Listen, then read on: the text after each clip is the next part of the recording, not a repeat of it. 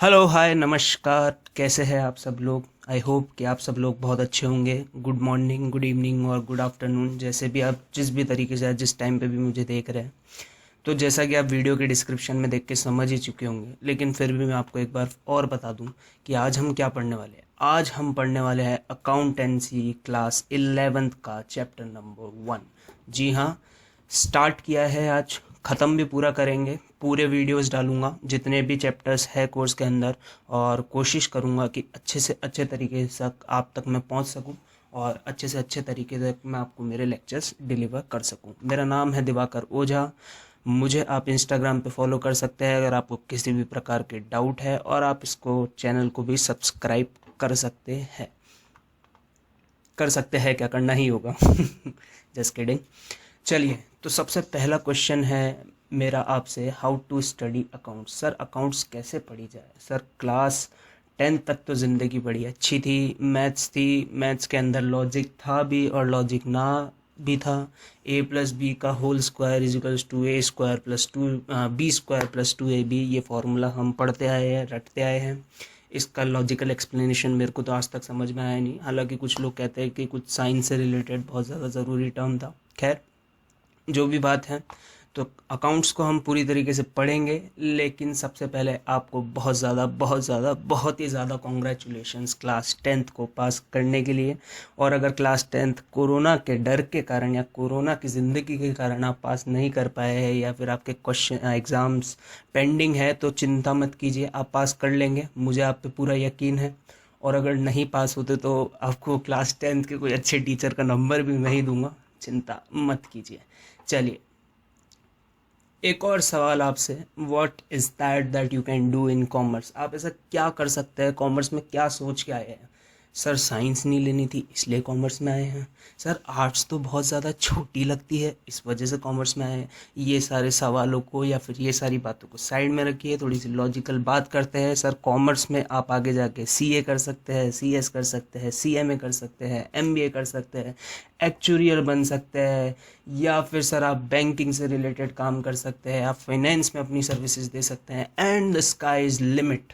Sir आप बहुत कुछ कर सकते हैं कॉमर्स के अंदर। ऐसी बात नहीं है कि आप अगर कॉमर्स चूज़ करें तो आपको साइंस पसंद नहीं थी इस वजह से आपने चूज़ करी है, या फिर आपको आर्ट्स पसंद नहीं थी इस वजह से आपने इसको चूज़ किया है। तो घबराने वाली कोई ऐसी बात नहीं है, बहुत अच्छी बात है। बल्कि अगर आपने कॉमर्स को चूज़ किया है तो देखिए, साइंस जितना दिमाग सब में नहीं होता, लेकिन एक बात मैं भी बताऊं, जिसको कॉमर्स पसंद होती है और जिसके अंदर दिमाग होता है, वो साइंस वाले बच्चे से भी ऊपर जा सकता है। चलिए, ये मेरी खुद की व्यक्तिगत राय थी। आपको शायद इससे कुछ जानने को मिला हो। अब सर एक और सवाल, कि क्लास 11th में आ गए, अकाउंटेंसी शब्द तो काफ़ी दिनों से सुन रहे हैं, बट ये है कैसी, मतलब हमारे को ये समझ में नहीं आ रहा कि इसको इंटरेस्टिंग कैसे बनाया। मैथ्स में तो सर डंडे खा लेते थे, एसएसटी में तो रट्टा लगा लेते थे, यहाँ ऐसा क्या करें। तो सर मैं आपको इस चीज़ के अंदर एक ही एडवाइस देना चाहूँगा कि अगर आपको अकाउंट्स को इंटरेस्टिंग बनाना है तो अकाउंट्स को अपनी डेली लाइफ से या फिर रोज़मर्रा की ज़िंदगी जो आप करते हैं उससे लिंक करना शुरू कर दीजिए। मतलब सर आप क्या कहना चाहते हैं, आप किसी दुकान पे सामान खरीदने जाते हैं, आप परचेज कर रहे हैं, आप अपनी मम्मी से पैसे लेते हैं, आप क्या ले रहे हैं, लोन ले रहे हैं या आपकी इनकम हो रही है। चलिए, कमेंट सेक्शन में मेरे को लिख के बताइएगा कि अगर आपने आपकी मम्मी से पैसे लिए तो आपकी इनकम हुई या फिर आपने लोन लिया। मेरे हिसाब से इसका आंसर इनकम ही होगा, देखते हैं। चलिए, कुछ लोग अगर लोन कहते हैं तो वो क्यों कहते हैं, ज़रा मैं भी जानना चाहूँगा। तो अकाउंट्स को इंटरेस्टिंग बनाने के तरीके सर बहुत सारे हैं। पहला तरीका है कि आप अपनी जो डेली लाइफ है उससे लिंकेज रखें। आप थोड़ा सा कॉमर्स वर्ल्ड में एंटर करना शुरू कर दीजिए। सर ये जो बड़े बड़े टर्म्स होते हैं, नीरव मोदी जी भाग गए, विजय माल्या जी भाग गए, 10,000 करोड़ ले गए, 12,000 करोड़ ले गए, ये क्यों लेके जा रहे हैं, ये क्या हो रहा है, ये हमको थोड़ा सा समझ में तो आए। तो आप अगर अपनी डेली लाइफ से अकाउंट्स को लिंक करना शुरू करेंगे, आप कॉमर्स के टर्म्स में घुसना शुरू करेंगे, तो आपको धीरे धीरे अकाउंट्स इंटरेस्टिंग लगने लगेगी। एंड बिलीव मी और नॉट, अकाउंट्स जेन्युइनली बहुत ही ज़्यादा इंटरेस्टिंग सब्जेक्ट है। चलिए आगे बात करते हैं sir, introduction to accounts. Sir क्या होगा ऐसा अकाउंट्स के अंदर, हमको तो कुछ समझ में नहीं आ रहा। 3 महीने हो गए अकाउंट्स पढ़ते हुए, या फिर आज ही पढ़ना शुरू किया है, कुछ मालूम नहीं है। लेकिन ऐसा क्या है अकाउंट्स के अंदर, हमको थोड़ी सी अकाउंट समझा दो सर। तो देखो मैं यहाँ पे बड़ी बड़ी बातें नहीं करूँगा, डेबिट क्रेडिट सेल्स परचेज ये वो। मैं आपको सिंपल सी बात बताऊंगा, अगर आपके भेजे में घुसे तो मेरे को बताना। चलिए सर, मुझे आप एक बात बताइए कि आप कभी कुछ सामान खरीदने गए हैं? अरे जाहिर सी बात है खरीदने गए होंगे। कुछ भी खरीदने गए? हाँ बिल्कुल खरीदने गए होंगे। तो आपने देखा होगा कि जिस दुकान पे जाके आप सामान खरीदते हैं वो सामान वो दुकान पे आपको बिल मिलता है। हाँ सर बिल्कुल मिलता है। तो सर वो जो बिल आपको मिलता है वो आप लाके घर पे रख लेते हो और आप तो फाड़ फेंक के उसका काम कर लेते हैं। लेकिन आपको पता होगा कि उस बिल की एक कॉपी जो होती है वो कॉपी दुकानदार अपने पास में रखता है। तो वो क्या करता है सर उस कॉपी का? सर हमको क्या मालूम, ज़रा सोचने की कोशिश करो। वो बिल की कॉपी अपने पास में रखता है, अपने रिकॉर्ड्स में संभाल के रखता है, ताकि वो ये जान सके कि शाम के एंड में उसने कितना सामान बेचा। अरे हाँ या ना? यस सर बिल्कुल सही बात है। तो हम यहाँ पे एक बात कह सकते हैं कि शाम के एंड में उसको ये जानना ज़रूरी है। सर वो क्या याद नहीं रख सकता था क्या? मूर्ख मत बनो, मूर्ख मत बनो। कोई भी इंसान की इतनी मेमोरी नहीं होती है कि वो सुबह से लेके शाम तक क्या हुआ वो याद रख सके। चलो सुबह से लेके शाम तक का याद रख सकता है, लेकिन क्या अगले 7 दिन का याद रख सकता है? नहीं सर। चलो 7 दिन का भी याद रख सकता है, लेकिन क्या अगले 1 महीने का याद रख सकता है? नहीं सर। चलो ठीक है 1 महीने का भी याद रख सकता है, इलॉन मस्क बैठा है हर दुकान पे, वो सब कुछ याद रख सकता है, लेकिन क्या अगले 1 साल का याद रख सकता है? Answer is no sir. तो आपको क्या करना पड़ेगा सर? आपको कुछ रिकॉर्ड्स मेंटेन करके रखने पड़ेंगे। क्या मेंटेन करके रखने पड़ेंगे? रिकॉर्ड्स मेंटेन करके रखने पड़ेंगे, ताकि आप फ्यूचर में जान सको कि आपने अपनी इकोनॉमिक एक्टिविटीज़ में किया क्या है। तो मैं बेसिकली कह सकता हूँ कि अपने फाइनेंशियल बातों का या फिर अपनी फाइनेंशियल चीज़ों का लेखा जोखा रखना या फिर अपने फाइनेंशियल चीज़ों को संभाल के रखना ही अकाउंट्स कहलाता है। अभी के लिए इतना बहुत है, बाकी जैसे जैसे चीज़ें कॉम्प्लिकेटेड होती जाएगी मैं आपको बताता जाऊंगा कि किस चीज़ का क्या मतलब है। चलिए इंट्रोडक्शन टू अकाउंट्स के बाद हम बात करते हैं डेफिनेशन ऑफ अकाउंटिंग की। देखिए सर, डेफिनेशन ऑफ अकाउंटिंग बड़ी सिंपल चीज़ है, आपको जैसे स्क्रीन पे दिख रहा होगा। द प्रोसेस ऑफ, मैंने कुछ अंडरलाइन करके रख रखा है यहाँ पे, the process of identifying, measuring, recording and communicating. क्या क्या बोला मैंने? Identifying, measuring, recording and communicating, यानी कि IMRC। क्या?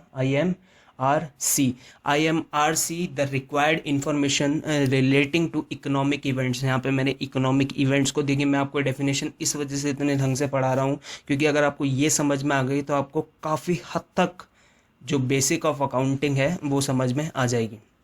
तो the process of identifying, measuring, recording, communicating the required information relating to economic events of an organization to the intended user या फिर to the interested users of such financial information. चलिए अब मैं इसको एक एक करके तोड़ना शुरू करता हूँ। आप दुकान पे गए? जी सर गए। आपने क्या करा सर? वहाँ पे जाके आपने वहाँ जाके कुछ सामान खरीदा। अगर मैं इसको इंग्लिश में बोलने की कोशिश करूँ तो आपने परचेज करी। अरे यस या नो? बिल्कुल। तो आपने जो परचेज करी वो सामने वाले के लिए क्या हुआ सर? वो सामने वाले के लिए सेल्स हुई। तो the process of identifying, measuring, recording and communicating the required information. तो यहाँ पे उसने क्या किया? सबसे पहले आपको देखा, आपको देखने के बाद में उसने वहाँ पे एक चीज़ को आइडेंटिफाई किया कि पैसों का एक्सचेंज होने वाला है। मेजरिंग सर, आपने कितने रुपए का सामान खरीदा। और रिकॉर्डिंग, उसने बिल बनाना शुरू किया। और कम्युनिकेटिंग यानी कि वो बिल उसने आपको दिया। दी रिक्वायर्ड इन्फॉर्मेशन, यहाँ पे रिक्वायर्ड इन्फॉर्मेशन क्या है सर? यहाँ पे रिक्वायर्ड इन्फॉर्मेशन ये है कि उसको वो ये जानना चाहता है कि उसने कितने रुपए का जो सामान है वो आपको सेल किया हो। Of the economic event, sir यहाँ पे इकोनॉमिक इवेंट से मतलब क्या है? अरे आप उसकी दुकान पे गए, उसके हालचाल पूछे, उससे बातचीत करी, और सर सब कैसे, सब बढ़िया, तो क्या वो भी अपने अकाउंट्स में लिख लेगा क्या? नहीं सर, यहाँ पे इकोनॉमिक इवेंट होना ज़रूरी। इकोनॉमिक इवेंट का मतलब क्या हुआ? पैसे का आदान प्रदान या फिर पैसे से रिलेटेड बात होनी चाहिए भैया, पैसा बीच में आना चाहिए। ऑफ एन ऑर्गेनाइजेशन, मैंने आपको एग्जांपल में छोटा दिया क्योंकि आप अभी उसी से लिंक कर सकते हैं। बट ऑफ एन ऑर्गेनाइजेशन का मतलब यहाँ पे हुआ कि बड़ी बड़ी कंपनी या फिर बड़ी बड़ी एंटिटीज़ की बात कर रहे हैं सर। यहाँ पे मैंने आपको एग्जाम्पल के अंदर एक छोटी सी दुकान बताई थी, वो दुकान के अलावा मैं यहाँ पे बात कर रहा हूँ आपसे, अम, वो दुकान के अलावा कोई बहुत बड़ी ऑर्गेनाइजेशन या फिर कोई भी एक entity for to the intended users of such. चलो सर, इंटरेस्टेड यूजर्स के बारे में बात कर लेते हैं। मतलब सर ये वो जो बिल बना रहा है, वो बिल किसके लिए बना रहा है? आपके लिए, मेरे लिए? नहीं सर, वो बना रहा है सिर्फ एक तो आपके लिए। मेरे लिए तो क्यों बनाएगा? एक तो आपके लिए वो बिल बना रहा है, एक वो बिल बना रहा है खुद के लिए। और वो बिल इसलिए बना रहा है ताकि वो कुछ टाइम बाद में जाके देख सके बहुत सारे लोगों को, बहुत सारे इंटरेस्टेड यूजर जो जो उसकी दुकान में जो जो हो रहा है उसके बारे में जान सके, उसके बारे में उससे बाद में सवाल कर सके। इनके लिए वो अकाउंटिंग इन्फॉर्मेशन को रिकॉर्ड कर रहा है। चलिए, तो यहाँ पे आप इसको मार्क करके रख लीजिएगा, इंटरेस्टेड यूजर्स क्या क्या होते हैं। इसके बारे में अपन बाद में थोड़ी देर बाद में डिटेल डिस्कशन करेंगे। ऑर्गेनाइजेशन क्या होती है इसके बारे में मैं आपको बताऊंगा। इकोनॉमिक इवेंट के बारे में मैंने आपको बता दिया है कि कोई भी ऐसा ट्रांजैक्शन जो कि कैश को इन्वॉल्व रखता है या फिर जिसके अंदर फाइनेंशियल पर्सपेक्टिव से वो ट्रांजैक्शन होता है। फॉर एग्जांपल, मैंने आपको बताया, आपने किसी की हालचाल पूछे, किसी से कोई बातचीत करी, वो चीज़ इकोनॉमिक इवेंट्स में नहीं आएगी। जिसके अंदर कैश का इन्वॉल्वमेंट है, पैसे का आना, पैसे का जाना, फाइनेंशियल सर्विसेज से रिलेटेड है।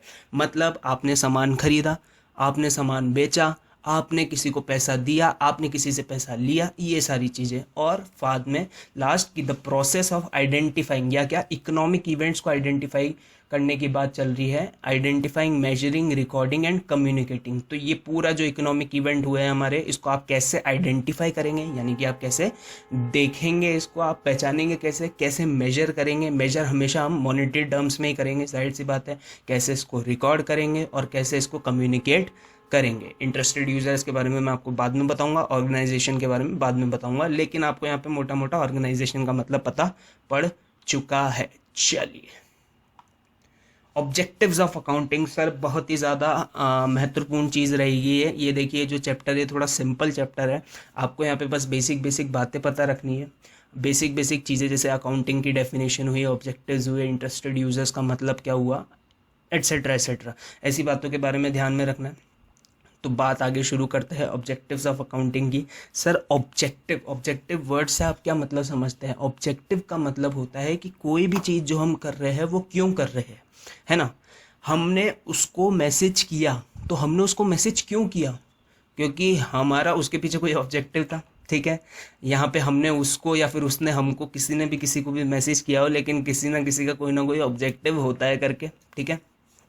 तो maintenance of record of business transaction, अरे जाहिर सी बात है, मुझे ये तो पता रहना चाहिए ना कि मेरे बिजनेस ट्रांजैक्शन क्या क्या हुए हैं। मैंने कितने लोगों को एक दिन में वो सामान बेचा था दुकान से, कितने लोगों से मैंने ये बातचीत करी थी कि मेरे बिजनेस, उस दिन मैंने ऐसा क्या क्या ट्रांजैक्शन किया था जो मेरे को ध्यान रखने की ज़रूरी है। फॉर एग्जाम्पल, मैंने 100 लोगों को सामान बेचा, 100 लोगों को 100 अलग अलग रेट्स के ऊपर बेचा, तो यहाँ पे मेरा मेंटेनेंस रिकॉर्ड का रखना बहुत ज़्यादा ज़रूरी हो जाता है। ऑफ बिजनेस ट्रांजैक्शन, यहाँ पे बात ध्यान दीजिएगा, बिजनेस ट्रांजैक्शन यानी कि इकोनॉमिक इवेंट्स और बिजनेस ट्रांजैक्शन सेम बात हुई। चलिए ठीक है, अब ये सब मैं क्यों कर रहा हूँ सर? मैं इतनी सारे लेखा जोखा क्यों कर रहा हूँ? ताकि साल के एंड में, दिन के एंड में, महीने के एंड में या फिर क्वार्टर के एंड में कभी भी, मतलब आपको ये पता चल सके कि आपका कितना तो प्रॉफिट हुआ है और कितना आपका लॉस हुआ है। फॉर एग्जांपल, मैंने क्या किया था, मैं वो दवाई की दुकान पे गया था, तो मैं अब मैं बन जाता हूँ दवाई का जो बेचने वाला होता है वो,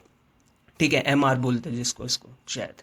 हाँ, तो मैंने सर दवाई खरीदी मान लीजिए 100 रुपए की, और मैंने दवाई बेची 150 रुपए की, ठीक है। मैंने 150 रुपए का भी रिकॉर्ड मेंटेन कर रखा है, मैंने 100 रुपए का भी रिकॉर्ड मेंटेन कर रखा है।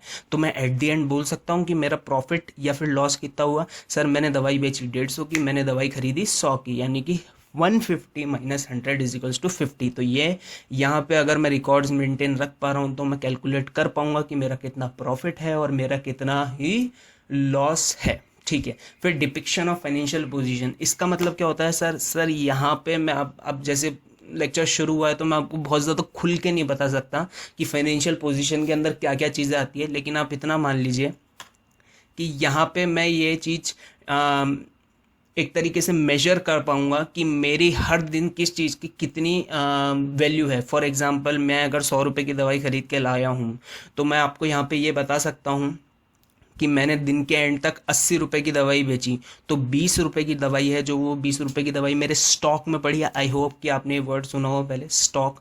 तो 20 रुपए की दवाई मेरे स्टॉक में पड़ी है। हाँ सर, बिल्कुल पड़ी है। तो यहाँ पे आप अगर हर चीज़ का रिकॉर्ड मेंटेन करेंगे तो आप ये जान पाएंगे कि फाइनेंशियल पोजीशन आपकी क्या है।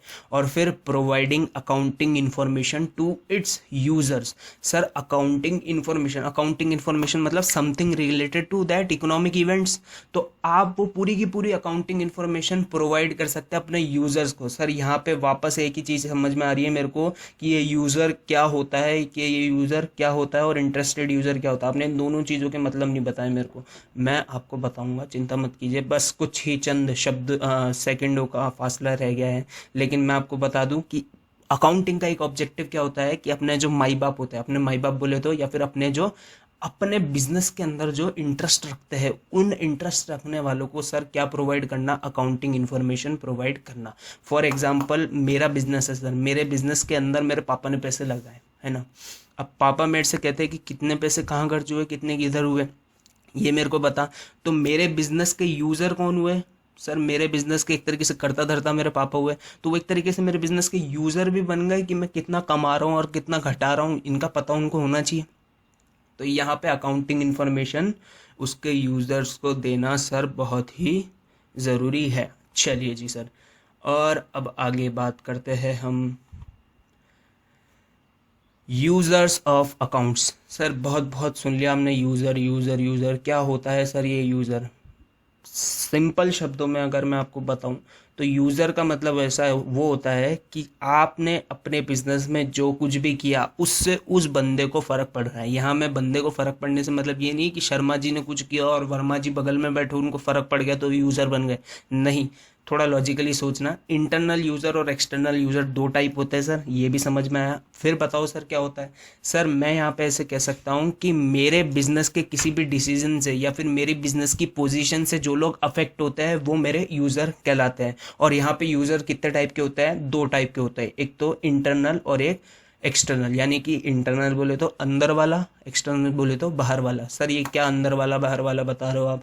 इंटरनल यूज़र का मतलब ये होता है कि आपने क्या किया साहब, आपने अपनी ऑर्गेनाइजेशन के अंदर कुछ ऐसे लोग रखे हैं या फिर अपनी ऑर्गेनाइजेशन के अंदर कुछ ऐसे लोग हैं जो आपकी अकाउंटिंग इन्फॉर्मेशन को देखते हैं या फिर आपके अकाउंट्स को देखते हैं, और जिनके देखने के कारण जिनके लिए आपका जो अकाउंटिंग इन्फॉर्मेशन है उस पर फ़र्क पड़ता है। और एक होते हैं एक्सटर्नल यूज़र। एक्सटर्नल यूज़र का मतलब क्या हुआ सर? कुछ ऐसे लोग होते हैं जो आपके बिजनेस के बाहर के होते हैं, लेकिन आपके बिजनेस के अंदर क्या चल रहा है, कितना प्रॉफिट है, कितना लॉस है, कितना आपने अपनी सेल्स को रिकॉर्ड किया है, कितना परचेज, मतलब इन शॉर्ट आपके अकाउंटिंग इन्फॉर्मेशन से बहुत ज़्यादा इन्फ्लुएंस्ड रहते हैं। तो वो बाहर वाले लोगों की बात कर रहे हैं। इंटरनल यूज़र के अंदर सर सबसे पहले क्या है? CEO, chief executive officer. Sir नाम सुना होगा सीईओ, जैसे पेप्सिको की सीईओ है, मुझे कमेंट सेक्शन में लिख के बताइएगा। एयरटेल की सीईओ है, एचडीएफसी की सीईओ है। चलिए ये आपका आज का होमवर्क हो गया कि आप मेरे को ये बताएंगे कि किस किस का कौन कौन का सीईओ कौन है। तो सीईओ और फाइनेंशियल ऑफिसर, सर ये सब कौन होते हैं? सीईओ वगैरह हमने तो वर्ड ही पहली बार सुना है। तो सर सीईओ का सिंपल सा मतलब होता है कि जो चीफ एग्जीक्यूशन में लगा हुआ होता है, फिर बिजनेस का जो मैं आपको कह सकता हूँ जो बिजनेस को एकदम फ्रंट एंड पे गवर्न करता है, वो सीईओ होता है। फिर फाइनेंशियल ऑफिसर होता है सर, जो फाइनेंशियल एस्पेक्ट्स को देखता है, कितना सेल परचेज किधर क्या कैसा चल रहा है। फिर vice president, plant manager. Sir ये प्लांट मैनेजर क्या हुआ? मान लीजिए मेरा पेप्सिको कंपनी है, पेप्सिको कंपनी के अंदर मैंने क्या किया साहब, मैंने प्लांट लगा रखा है और मेरे प्लांट का एक प्लांट मैनेजर है। वो जब तक ये नहीं देखेगा कि आगे जो पेप्सिको की बोतल से उनकी सेल कितनी हो रही है, उस हिसाब से वो अपना प्रोडक्शन डिसाइड नहीं कर पाएगा। तो उसके लिए जानना ज़रूरी है ना कि कितनी सेल्स हुई, तभी तो वो, अगर देखो सेल्स कम हो रही है तो वो थोड़ा प्रोडक्शन कम करेगा, सेल्स अगर ज़्यादा हो रही है तो वो प्रोडक्शन थोड़ा ज़्यादा करेगा। और इसी के साथ में सेम एग्जांपल आप ले सकते हैं स्टोर मैनेजर के लिए, जो स्टोर से रिलेटेड, यानी कि जो कितना माल आ रहा है, कितना माल जा रहा है, कितना गुड्स से रिलेटेड जो भी चीज़ होगी वो सारी देखेगा। Line supervisors. अब बात करते हैं एक्सटर्नल यूज़र की, यानी कि अंदर वाले तो हो गए, अब बात करते हैं बाहर वालों की। बाहर वालों के अंदर सर सबसे पहले प्रेजेंट एंड पोटेंशियल इन्वेस्टर यानी कि शेयर होल्डर। अरे मान लीजिए वो जो आपने सुना है ना, ऐसा कंपनी होती है, कंपनी के शेयर होल्डर होते हैं। देखो अब मैं ये एक्सपेक्ट नहीं कर रहा कि आपने सब कुछ सुना है, लेकिन आप, मैं इतना मान के चल रहा हूँ कि आपने सुना है कि एक कंपनी होती है जैसे रिलायंस कंपनी, उसके बहुत सारे शेयर होते हैं, पापा ने उसके शेयर खरीद रखे तो पापा उसके शेयर होल्डर। अब पापा को फर्क पड़ेगा कि नहीं पड़ेगा कि रिलायंस ने कितना प्रोग्रेस किया, उस बात से नहीं किया। जवाब शायद आपको खुद को ही पता होगा कि पापा को फर्क पड़ेगा। क्यों? क्योंकि वो उसके शेयर होल्डर है। फिर क्रेडिटर्स, सर मान लीजिए मुझे चलो मैं मेरे एग्जांपल को कंटिन्यू करता हूँ। वो जो दवाई की दुकान वाला था उसको किसी ने 10 लाख रुपए दे रखे हैं, या फिर मैं मेरे एग्जांपल की बात करूँ तो मेरे पापा ने मेरे को इतने सारे पैसे दे रखे हैं, तो मैं मेरे पापा को पैसे वापस देना बनता हूँ। अरे तो पापा मेरे क्रेडिटर हुए। चलिए क्रेडिटर वगैरह छोड़िए, पापा, मैं पापा को वापस पैसे देना चाहता हूँ या मेरा देना बनता है, तो उनको बिजनेस में क्या हो रहा है वो जानना ज़रूरी है। तो यहाँ पे सर बहुत सारी बिजनेस एंटिटीज़ होती है, और बैंक और अदर फाइनेंशियल इंस्टीट्यूशन। सर ये अदर फाइनेंशियल इंस्टीट्यूशन क्या है, एक बार के लिए साइड में रख लो। बैंक और अदर फाइनेंशियल इंस्टीट्यूशन से रिलेटेड बातें करना ज़रूरी है। और फिर debentures and other lenders, tax authorities. Sir वो जो इनकम टैक्स वाले होते हैं ना, वो जो जीएसटी वाले होते हैं, वो आके बोलते हैं ये बताओ कितना कमाया, हमारा हिस्सा किधर है, हमारा हिस्सा किधर है। तो वो आपकी अकाउंटिंग इन्फॉर्मेशन जानना ज़रूरी है उनके लिए। सर रेगुलेटरी एजेंसी जैसे department of company affairs, registrar of company, sir security exchange board. Sir ऐसा कुछ भी नहीं सुना हमने। अरे मेरे को ऐसे बस इतना ध्यान रख लो कि सर कुछ रेगुलेटरी एजेंसीज होती है जैसे company affairs, registrar of company, मतलब वो जो जिन्होंने जो बोर्ड है जो कंपनी बनाता है उससे रिलेटेड यहाँ पे बात चल रही है कि उसने कितना वो उसका जानना ज़रूरी है कि आपने कितना कमाया, कितना घटाया, कितना क्या किया, उस हिसाब से। फिर स्टॉक एक्सचेंज सर वो जो आपने सुने होंगे ना, 2 स्टॉक एक्सचेंज होता है, आज निफ्टी इतनी गिरी, शेयर उतना गिरा। तो उसके बारे में मैं आपको कभी डिटेल में बताऊंगा कि निफ्टी क्या होती है और सेंसेक्स के तक क्या होता है करके। बट अभी आप इतना समझ लीजिए कि स्टॉक एक्सचेंज की बात चल रही है यहाँ पे, BSE NSE, क्योंकि आप स्टॉक एक्सचेंज के अंदर रजिस्टर्ड हो। अगर आप ये सब चीज़ें पहले से जानते हैं तो आप इसका एक्सप्लेनेशन ऐसे भी समझ सकते हैं, क्योंकि आप स्टॉक एक्सचेंज के अंदर पहले से रजिस्टर्ड हो, आपकी कंपनी वहाँ पे रजिस्टर्ड है, आपकी परफॉर्मेंस क्या है और क्या नहीं है उसको देखिए स्टॉक एक्सचेंज को फ़र्क पड़ेगा, क्योंकि आप उसके अंदर रजिस्टर्ड हो। और फिर last but not least customer. Sir customer का जानना ज़रूरी है कि मैं जिस चीज़ का प्रोडक्ट ले रहा हूँ वो कंपनी कितनी बड़ी है, उसकी रिलायबिलिटी क्या है, उसका प्रॉफिट क्या है, इत्यादि इत्यादि। चलिए अब कुछ नॉर्मल टर्म्स के बारे में मैं आपको बता देता हूँ अकाउंटिंग के। सर अकाउंटिंग के बहुत सारे टर्म्स होते हैं। टर्म्स मतलब ये कुछ ऐसे शब्द है जो कि आपने आज से पहले अपने रोज़मर्रा के जीवन में नहीं सुने होंगे, या फिर कुछ ऐसे सुने भी होंगे और कुछ ऐसे होगा कि अच्छा वो सुने थे उसका मतलब ये था, अच्छा इस कारण से वो होता है। चलिए फालतू टाइम वेस्ट ना करता हूँ और आगे बताता हूँ। तो पॉइंट नंबर 1 है सर एंटिटी। कौन सी टी? एंटिटी। एंटिटी का मतलब क्या है? वो जो ऑर्गेनाइजेशन का मतलब था ना पीछे, यानी कि कोई भी एक स्ट्रक्चर्ड ऑर्गेनाइजेशन या फिर कोई भी एक स्ट्रक्चर्ड एंटिटी जो कि क्या करती है सर, जो कि बिजनेस करती है। फॉर एग्जांपल रिलायंस इंडस्ट्रीज एक क्या है सर? एंटिटी है। महिंद्रा क्या है सर? एंटिटी है। टाटा क्या है सर? एंटिटी है। छज्जू पानवाला क्या है सर? नहीं सर वो एंटिटी नहीं है, वो शॉप एस्टेब्लिशमेंट है, वो शॉप है, तो उसे साइड में रखिए। चलिए मैं मजाक कर रहा था। एंटिटी का एक नॉर्मल मतलब आपको समझ में आ गया होगा कि कोई भी बिजनेस गवर्न करने वाली ऑर्गेनाइजेशन, या फिर मैं ऐसे भी कह सकता हूँ कि कोई भी बिजनेस करने वाली बॉडी, उसे क्या कहते हैं हम? एंटिटी। और दूसरा पॉइंट क्या है सर? ट्रांजैक्शन। ट्रांजैक्शन का मतलब क्या है sir? Anything in which money involve where someone is exchanging something with someone, या फिर मैं ऐसे कह सकता हूँ कि दो पार्टियों के बीच में फाइनेंशियल तौर पे कुछ इंगेजिंग होना, उसे ट्रांजैक्शन कहते हैं। फॉर एग्जांपल तुम उस मेडिकल वाले से क्या खरीदने गए थे? दवाई खरीदने गए थे। आई होप कि कभी खरीदने जाओ ना, अभी कोरोना वोरोना चल रहा है उस कारण से। तो हाँ, तुम उस एंटिटी के पास में क्या करने गए सर? तुम सॉरी मैं क्या बोल रहा हूँ, उस मेडिकल वाले के पास में क्या करने गए सर? तुम उस मेडिकल वाले के पास में जाके तुमने दवाई खरीदी, तो तुमने उसको पैसा दिया, उसने तुमको दवाई दी। ये एक पूरा सेट ऑफ इवेंट क्या कहलाएगा सर? ये पूरा एक सेट ऑफ इवेंट कहलाएगा आपका ट्रांजैक्शन। चलिए अब बात करते हैं अगले पॉइंट के बारे में जिसका नाम है एसेट। कौन सी सेट? असेट। सर बहुत ही ज़्यादा कॉम्प्लिकेटेड टॉपिक रहता है, ये कई लोगों को कन्फ्यूजन ही रहता है इसमें 90% ऑफ द टाइम कि असेट क्या है, असेट भी समझ में आ गई तो नॉन करंट क्या है और फिर करंट क्या है, और नॉन करंट के अंदर भी सर इतनी सारी ऐसे आपने धड़ धड़ धड़ धड़ करके ना जाने क्या क्या दे रखा है, और करंट असेट में भी ना जाने क्या क्या दे रखा है, तो हमको तो समझ में नहीं आ रहा सर, हमको तो बड़ी दिक्कत हो रही है, हमको तो कुछ अरे चलिए सॉरी।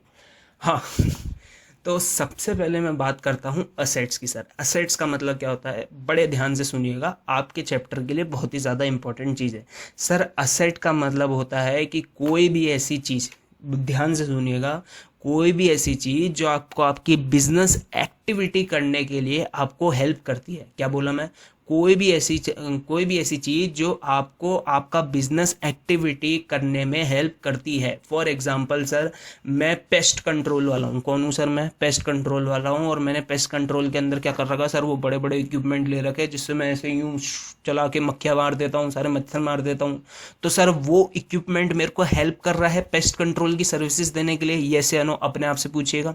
हाँ सर बिल्कुल हेल्प कर रहा है। तो वो चीज़ मेरी क्या कहलाएगी सर? वो चीज़ मेरी असेट कहलाएगी। चलिए तो पॉइंट नंबर 1 तो आपको समझ में आया कि असेट क्या होती है। अब देखो वो सारी जो चीज़ें होती है ना, अब देखो उसके अंदर है ना एक बहुत बड़ा पेस्ट कंट्रोल का इक्विपमेंट होता है, तो बहुत सारी छोटी छोटी चीज़ें भी होती है, कुछ ऐसे छोटे छोटे सामान होते हैं जो उसके अंदर काम भी आ जाता है। तो यहाँ पे असेट को आप 2 टाइप पे क्लासीफाई कर सकते हो। पहला क्लासिफिकेशन का टाइप क्या है सर? Non current asset. और दूसरा क्या है सर? Current asset.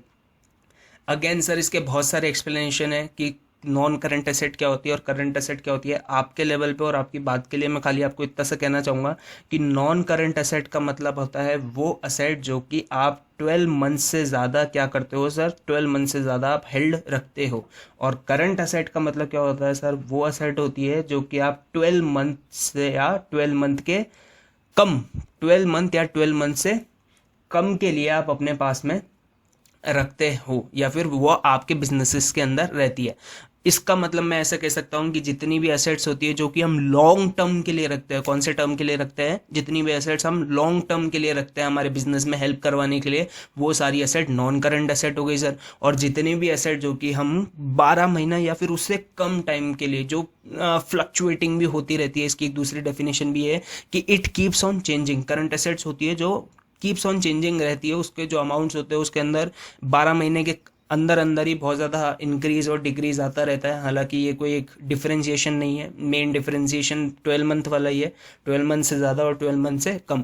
तो नॉन करंट एसेट कौन सी हुई सर? जो हम 12 महीने से ज़्यादा हमारे बिजनेस में रखते हैं। और करंट एसेट कौन सी हुई? जो हम 12 महीने से कम हमारे बिजनेस में रखते हैं। अब चलो एक नॉन करंट एसेट के भी सब टाइप की बात कर लेते हैं। तो नॉन करंट एसेट के अंदर सर एक तो होती है टेंजेबल एसेट और एक होती है इनटेंजेबल एसेट। अगर आपने वर्ड ये कभी पहले सुन रखा हो तो अच्छी बात है, अगर नहीं सुन रखा हो तो मैं आपको बता दूं कि टेंजेबल का मतलब होता है वैसी वो चीज़ें जिनको हम छू सकते हैं, और इनटेंजेबल का मतलब होता है वो चीज़ें जो हमको दिखाई नहीं देती पर फिर भी है।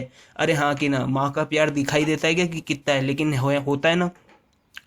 ओके, गंदा जोक। हाँ तो टेंजेबल असेट का मतलब क्या होता है सर? टेंजेबल असेट का मतलब होता है वो असेट जो हम देख सकते हैं, छू सकते हैं, फील कर सकते हैं। फॉर एग्जांपल बिल्डिंग हुई सर, लैंड हुई सर, बड़े बड़े प्लांट हुए, मशीनरी हुई, ये हम जो कि हमने 12 महीने से ज़्यादा के लिए रख रखे हैं, उन्हें हम क्या कहेंगे सर? Tangible asset. और इनटेंजेबल एसेट का मतलब क्या हुआ सर? इनटेंजेबल एसेट का मतलब हुआ कि वो असेट जो हम छू नहीं सकते। फॉर एग्जांपल हमारी गुडविल सर, गुडविल वुडविल हमको समझ में नहीं आता है, कौन से वर्ड बोल रहे हो आप? अच्छा सॉफ्टवेयर तो समझ में आता है ना? सॉफ्टवेयर क्या तुम देख सकते हो क्या? नहीं सर हम नहीं देख सकते, पर सॉफ्टवेयर तुम यूज़ कर सकते हो ना? बिल्कुल सर कर सकते हैं। तो इंटेंजिबल असेट का एग्जाम्पल, पेटेंट वर्ड का मतलब सुना है तुम लोगों ने किसी ने? सर पेटेंट वर्ड का मतलब होता है कि आपने किसी भी चीज़ के अंदर अपना एक राइट रख रखा है, तो आप पेटेंट आपकी एक तरीके की असेट हुई सर।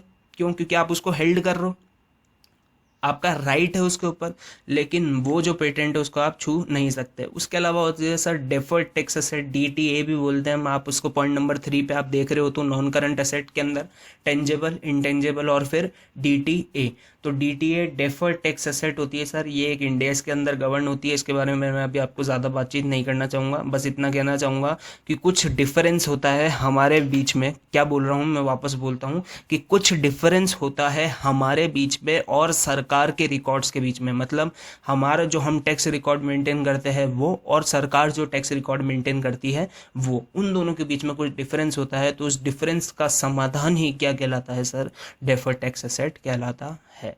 और फिर लॉन्ग टर्म लोन्स, सर हमने किसी को लोन दे रखा है या फिर एडवांस दे रखा है तो हमारे लिए तो एसेट हुई ना।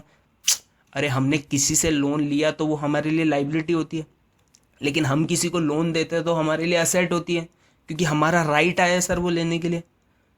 आई होप कि आपको समझ में आ रहा हो।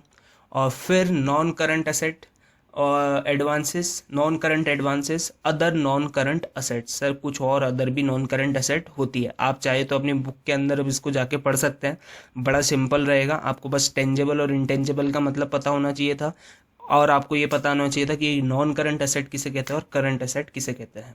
अब करंट एसेट की बात कर लेते हैं सर, वो जो रोज़मर्रा की आगे पीछे की एसेट नहीं होती जो 12 मंथ से कम रखते हैं, ऐसी एसेट कौन सी होती है सर? सर जैसे डेटर्स, डेटर्स हमारे बिजनेस के पार्ट होते हैं। क्रेडिटर यहाँ पे गलती से छप गया है, क्रेडिटर हमारी करंट एसेट नहीं होती है, तो इसे कट कर दीजिएगा आपको जब भी ये पीडीएफ में भेजूँ तब। तो डेटर, डेटर के बाद में current investment. Sir current investment क्या हुआ, हमने 12 मंथ से कम पीरियड के लिए सर कुछ इन्वेस्टमेंट कर रखा था। फॉर एग्जांपल मैंने किसी बैंक के अंदर या फिर बैंक के अंदर एक रिकरिंग डिपॉजिट, आपने आरडी का नाम सुना हो अगर, तो मैंने बैंक के अंदर रिकरिंग डिपॉजिट करा रखा था, और ये जो रिकरिंग डिपॉजिट था ये 11 मंथ्स का था। 11 मंथ्स बाद मेरे को इस इन्वेस्टमेंट पे ये जो है इसका रिटर्न मिल जाएगा। तो ये मेरी कौन सी एसेट कहलाएगी सर? करंट इन्वेस्टमेंट कहलाएगा। ठीक है, क्यों? क्योंकि 12 मंथ से कम किया गया है। और डेटर्स के बाद में cash and cash equivalent. Sir ये क्या होता है? हमारी जेब में जितना रोकड़ा पड़ा है सर वो हमारी एसेट ही तो है, हमारे बैंक में जितना रोकड़ा पड़ा है वो हमारी एसेट ही तो है। तो इसे हम क्या कहेंगे? Cash and cash equivalents. ठीक है, कैश या फिर कैश के बराबर, मतलब बैंक के अंदर जो पैसा पड़ा है वो कैश थोड़ी ना है, लेकिन है तो कैश ही। सर क्या कहना चाहते हो? अरे तुम्हारी जेब में जो कैश पड़ा है और बैंक के अंदर कैश पड़ा है उसके अंदर कुछ तो अंतर है। क्या है सर? कि जो जेब में पड़ा है वो फिजिकल कैश है और जो बैंक में पड़ा है वो वर्चुअल कैश है, लेकिन है तो कैश ही। तो यहाँ पे बैंक में पड़ा हुआ कैश क्या कहलाएगा सर? Cash equivalent. ठीक है, इसके अलावा भी कैश इक्विवेलेंट के बहुत सारे एग्जाम्पल्स होते हैं, लेकिन जब आप इसको थोड़ा डिटेल में पढ़ेंगे जाके, यानी कि जब आप कैश एंड कैश शेड्यूल 3 की बैलेंस शीट पढ़ना स्टार्ट करेंगे तब आपको धीरे धीरे समझ में आने लग जाएगा कि कैश इक्विवेलेंट्स क्या क्या होते हैं। फॉर एग्जांपल गोल्ड भी कैश इक्विवेलेंट्स होते हैं, और आपके और भी ऐसी चीज़ें जो इजीली मनी के अंदर कन्वर्ट हो जाए वो भी क्या कहलाता है सर? कैश इक्विवेलेंट कहलाता है। चलिए, आई होप कि आपको असेट समझ में आया होगा। और अब मैं बात कर लेता हूँ लाइबिलिटीज़ की। लाइबिलिटीज़ सर बड़ी सिंपल चीज़ है। लाइबिलिटीज़ के अंदर एक होती है नॉन करंट लाइबिलिटीज़ और एक होती है करंट लाइबिलिटी। सौरव सर्ट में भी तो ऐसा ही पड़ा था, बिल्कुल सही। अगर तुम्हारे पास में बिजनेस के लिए, बिजनेस करने के लिए कोई चीज़ तुम्हारे को हेल्प कर रही है, कोई तुम्हारे को राइट दे रहा है किसी चीज़ का, तो वो तुम्हारी एसेट कहलाएगी। लेकिन आप बिजनेस से रिलेटेड कुछ ऑब्लिगेशन को पूरा कर रहे हैं, आप बिजनेस से रिलेटेड किसी पेमेंट को पूरा कर रहे हैं, तो वो आपकी लाइबिलिटी कहलाएगी। तो यहाँ पे अगेन लाइबिलिटी का जैसा एसेट में था वैसा ही है कि 12 महीने से ज़्यादा के लिए अगर हमने किसी की लाइबिलिटी ले रखी है, कोई लाइबिलिटी हमारे ऊपर है, तो वो नॉन करंट लाइबिलिटी कहलाएगी, और 12 महीने से कम यदि कोई लाइबिलिटी है तो वो करंट लाइबिलिटी कहलाएगी। नॉन करंट लाइबिलिटीज़ में भी सर 1 2 3 4, अरे बाप रे, 4 type sir. Long term borrowings, deferred tax liabilities, other term liabilities, long term provision. Sir ये सब क्या होते हैं? हमको तो समझ में ही नहीं आ रहा। सिंपली समझिए, नॉन करंट लाइबिलिटीज़ का मतलब आपको समझ में आ गया। 12 महीने से ऊपर के लिए जो भी हमारी लाइबिलिटीज़ है या फिर जो हम मेंटेन करके रख रखे हैं। इसके अंदर सर लॉन्ग टर्म बोरोइंग्स का मतलब क्या हुआ? किसी से आपने लंबे समय के लिए क्या ले लिया सर? पैसा ले लिया। फॉर एग्जांपल आपने सुना हो तो फैक्ट्री परचेज करने के लिए सर लोन लिया, तो फैक्ट्री परचेज करने के लिए जो लोन का रीपेमेंट है वो अगले 10 ईयर्स तक होगा या 15 ईयर्स तक होगा। तो सर ये जो अमाउंट पीरियड ऑफ टाइम है ये क्या है सर? 1 साल से ज़्यादा है। ठीक है, और ये बोरोविंग है आपकी, और ये कौन से टर्म के लिए सर? लॉन्ग टर्म के लिए। तो इसे क्या कहा जाएगा सर? Long term borrowings.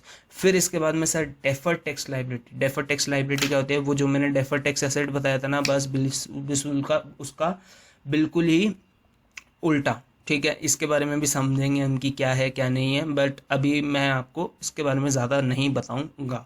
फिर other long term liabilities. Sir other long term liabilities क्या होती है? ऐसी लाइबिलिटीज़ जो कि हमारी बोरोइंग्स नहीं है लेकिन वो लॉन्ग टर्म के लिए हमारे ऊपर है। इसके बारे में भी हम बहुत ही ज़्यादा डिटेल में पढ़ेंगे जब हम बैलेंस शीट के बारे में पढ़ेंगे शेड्यूल 3 की। और लॉन्ग टर्म प्रोविजन, सर इसका मतलब क्या हो कि आपने कुछ प्रोविजन, देखो प्रोविजन वर्ड का मतलब अगर आपको पता ही होगा वैसे ही तो पहले से, कि आप फ्यूचर के लिए कुछ प्लान कर रहे हो, आप फ्यूचर में होने वाले लॉसेस के लिए, फ्यूचर में होने वाली कुछ चीज़ों के लिए आप पहले से ही क्या कर रहे हैं सर, कुछ प्लान कर रहे हैं या कुछ रिजर्व बना के रख रहे हैं पहले से होने वाली चीज़ों के लिए, तो आप उसे प्रोविज़न कहेंगे। अब देखिए बहुत सारी चीज़ों के लिए लॉन्ग टर्म प्रोविजंस बनते हैं।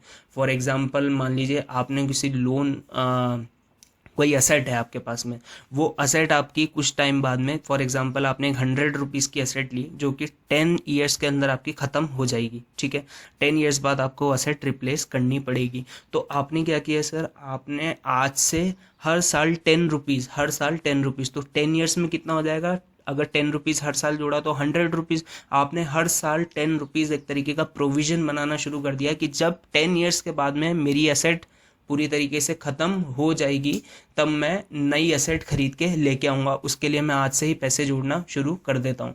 So this is also a type of long term provisions. अब बात करते हैं करंट लाइबिलिटीज़ की। करंट लाइबिलिटीज़ के अंदर शॉर्ट टर्म बोरोइंग। सर ये शॉर्ट टर्म बोरोइंग्स क्या हुई? मान लीजिए मेरा दवाई का बिजनेस है। अब मेरा वो जो दवाई का बिजनेस है, उस दवाई के बिजनेस के लिए मुझे क्या करना पड़ा सर, मुझे दवाइयाँ खरीदनी पड़ी किसी से और फिर मेरे को उसको आगे बेचना पड़ा। तो जो दवाइयाँ मैंने खरीदी वो दवाइयाँ मैंने क्रेडिट पे खरीदी और किसी से उधार में खरीदी, और उसको क्या कहा कि 3 महीने बाद पैसा दूंगा, 4 महीने बाद पैसा दूंगा, 6 महीने बाद पैसा दूंगा, ठीक है। तो ये चीज़ क्या कहलाएगी सर मेरी? ये चीज़ मेरी कहलाएगी शॉर्ट टर्म बोरोविंग्स, ठीक है। और यही चीज़ क्या कहलाएगी मेरी? अच्छा, मैं थोड़ा सा और उसको एक्सप्लेन कर देता हूँ कि सर आपने किसी पर्सन से कुछ उधार लिया, अगर आपने अपने वो बिजनेस से रिलेटेड उधार लिया, अपने बिजनेस से रिलेटेड अगर आपने वो उधार लिया है तो वो उधार आपका ट्रेड पेबल कहलाएगा। मतलब वो जो आप पेमेंट उसको करेंगे वो आपका ट्रेड पेबल कहलाएगा। और अगर आपने उससे पैसा लिया है लेकिन आपके बिजनेस से रिलेटेड नहीं लिया है, किसी और चीज़ के लिए लिया है लेकिन 12 महीने से कम टाइम के लिए लिया है, तो वो आपकी शॉर्ट टर्म बोरोइंग्स कहलाएगी। मैं एक छोटा छोटा एग्जांपल दे देता हूँ ताकि आपको ये चीज़ क्लियर हो जाए। देखिए शॉर्ट टर्म बोरोइंग का मतलब ये हुआ कि मान लीजिए आपकी दवाई की दुकान थी, तो आपको एक काउंटर खरीदना था सर। क्या खरीदना था? काउंटर, वो जो होता है ना मेडिकल स्टोर के ऊपर वो जो लकड़ी का काउंटर होता है, लकड़ी के काउंटर की कॉस्ट थी सर 50,000 रुपीज़। अब आपने क्या किया सर, वो काउंटर खरीदने के लिए मिस्टर एक्स से 50,000 रुपये उधार लिए। क्या लिए सर? उधार लिए, और उनको कहा कि मैं अगले 6 मंथ्स के अंदर आपका रीपेमेंट कर दूंगा, ठीक है। तो एक चीज़ तो आप समझिएगा कि ये 6 महीने से 12 महीने से कम की बोरोइंग है, इसलिए लॉन्ग टर्म बोरोइंग तो हो नहीं सकती। अब आपने काउंटर खरीदने के लिए लोन लिया है, आपने कौन सा, आप काउंटर बेचेंगे थोड़ी ना, कोई कस्टमर आएगा तो उसको काउंटर थोड़ी ना बेच दोगे, उसको तो दवाई बेचोगे ना यार। तो आपने जो काउंटर खरीदने के लिए पैसा लिया है ये आपका ट्रेड से रिलेटेड नहीं है। मतलब आप ये जो काउंटर है इसको आगे नहीं बेचेंगे, आप एक तरीके से अपनी असेट जनरेट कर रहे हैं। तो ये जो मिस्टर एक्स को पैसा देना बनता है 50,000 रुपीज़, मैंने जिसकी बात करी थी, ये 50,000 रुपीज़ शॉर्ट टर्म बोरोविंग्स कहलाएगी, ठीक है। और अब मैं सेम एग्जांपल लेता हूँ, मिस्टर एक्स से मैंने क्या किया था सर, मिस्टर एक्स को मैंने 50,000 रुपये लिए थे मिस्टर एक्स से, और या फिर मैं ऐसे कह सकता हूँ कि मैंने मिस्टर एक्स से 50,000 रुपये की दवाइयाँ खरीद ली आगे बेचने के लिए। तो ये मेरा क्या कहलाएगा सर? ये मेरा कहलाएगा ट्रेड पेबल्स। आगे जाके इसके बारे में और डिटेल में बात करेंगे। फिर मैं बात करता हूँ अदर करंट लाइबिलिटीज़ की और शॉर्ट टर्म प्रोविजंस की। सर प्रोविजंस का मतलब मैंने सेम ही बताया, जैसे इसके अंदर शॉर्ट टर्म प्रोविजन में बहुत ही ज़्यादा फेमस पॉइंट है, अगर आपने सुना भी हो तो, शॉर्ट टर्म प्रोविजन के अंदर, जिसका नाम है एक सेकंड, कुछ बीच में आ गया था। हाँ, मैं क्या कह रहा था, शॉर्ट टर्म प्रोविजन। तो शॉर्ट टर्म प्रोविजन के बारे में मैं आपको बता रहा था। तो शॉर्ट टर्म जैसे मैं इसके बारे में आपको एक नाम बता रहा था, प्रोविजन फॉर डाउटफुल डेट्स। मान लीजिए ये आपने सुना होगा, प्रोविजन फॉर डाउटफुल डेट्स, मतलब आपने किसी को पैसा उधार दिया, वो पैसा उधार देने के बाद में वो अगला आदमी था वो मुकर गया कि मैं पैसा आपको नहीं चुकाना चाहता या फिर मैं आपको पैसा नहीं दूंगा। तो आप क्या करते सर, पहले से प्रिडिक्ट कर लेते कि कौन पैसा देगा कौन पैसा नहीं देगा। तो जो नहीं देगा उसके लिए आपने आज से ही एक प्रोविजन बना के रख लिया। इसके बारे में हम डिटेल में बात करेंगे, आप ऐसे घबराइए मत कि क्या क्या बोले जा रहे हो सर, हमको तो कुछ आ ही नहीं रहा इतना ज़्यादा मत सोचिए, बस नॉर्मली इसको चलने दीजिए जैसे जैसे चीज़ें हो रही है। आगे जाके ये चीज़ें आपके लिए और भी ज़्यादा सिंप्लीफाइड हो जाएगी। ठीक है, अब मैं कुछ टर्म्स के बारे में बात कर लेता हूँ आपसे फटाफट। जैसे कैपिटल, कैपिटल का मतलब क्या होता है सर, सुना ही नहीं हमने तो कभी। मान लीजिए आपने अपना बिजनेस, कोई आपको बिजनेस करना है सर, वो बिजनेस करने के लिए आपको 50 लाख रुपीज़ की ज़रूरत है। तो यहाँ पे वो जो बिजनेस आप करने के लिए पैसा स्टार्टिंग के अंदर लगाएंगे, इनिशियली आप पैसा इन्वेस्ट करेंगे, उस पैसे को क्या कहा जाएगा बिजनेस के पर्सपेक्टिव से सर, उसे कहा जाएगा कैपिटल। क्या कहा जाएगा, कैपिटल।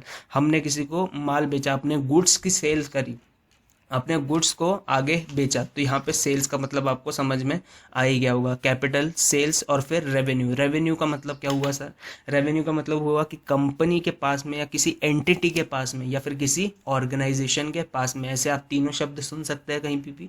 तो एंटिटी के पास में जो भी पैसा आ रहा है बाहर से किसी भी फॉर्म में, लेकिन किसी भी फॉर्म में जो कि कैश का क्या है सर, इनफ्लो है, तो वो क्या कहलाएगा, आपका रेवेन्यू कहलाएगा। बहुत से लोग कंफ्यूज रहते हैं इस चीज़ के अंदर कि सेल्स और रेवेन्यू के अंदर क्या डिफरेंस होता है। तो मैं आपको यहाँ क्लियर करना चाहूँगा कि रेवेन्यू का मतलब होता है कि कंपनी के किसी भी ऑपरेशन से, वेदर बिजनेस और नॉन बिजनेस, किसी भी ऑपरेशन से अगर वो कैश जनरेट कर रही है या फिर उसके पास में पैसा आ रहा है तो वो रेवेन्यू कहलाता है। और स्पेसिफिकली अपना प्रोडक्ट बेच के अगर आप कोई पैसा इनफ्लो कर रहे हैं तो वो सेल्स कहलाता है। उसके बाद में मैं बात करता हूँ एक्सपेंसेस की। एक्सपेंसेस यानी कि जो भी हमने हमारी सेल्स करने के लिए, हमारी सेल्स को, हमारी बिजनेस की एक्टिविटी को करने के लिए हमने जितना भी खर्चा किया वो हमारा एक्सपेंस कहलाएगा। फॉर एग्जांपल आपने दवाई बेचने के लिए दवाई खरीद के लाए, दवाई खरीद के लाने के बाद में वो जो दवाई थी आपने काउंटर लगाया, दुकान थी, बिजली का किराया था, बिजली थी, किराया था, ये सारी चीज़ें आपका क्या कहलाएगी सर, वो चीज़ करने का एक्सपेंस। और फिर एक्सपेंस के बाद में अगला टर्म आता है प्रॉफिट। प्रॉफिट का मतलब क्या होता है सर, प्रॉफिट का मतलब होता है इनकम माइनस एक्सपेंसेस। हाँ कि ना, इनकम का मतलब भी आपको समझ में आ ही गया होगा कि हमने जो भी कैश जनरेट किया है। गेन का मतलब क्या है और सर लॉस का मतलब क्या है, गेन और profit is one in the same thing. Loss का मतलब क्या है सर कि जब हमारे एक्सपेंसेस ज़्यादा हो जाते हैं और हमारी इनकम कम रह जाती है। लॉस का मतलब क्या है कि जब हमारे एक्सपेंसेस ज़्यादा हो जाते हैं और हमारी इनकम कम रह जाती है। डिस्काउंट का मतलब क्या है सर, ये हम सब लेते हैं। डिस्काउंट का मतलब है कि हमारा जो सेल का प्राइस था उस सेल के प्राइस से हमने कम प्राइस में गुड्स को जो है वो बेचा है। वाउचर का मतलब क्या है सर, वाउचर का, इसके बारे में मैं आपको डिटेल में बताऊंगा बाद में, बट एक बार आप फिर भी समझ लीजिए वाउचर का मतलब क्या है कि सर आपने किसी पर्सन को 1000 रुपीज़ के गुड सेल करें, ठीक है।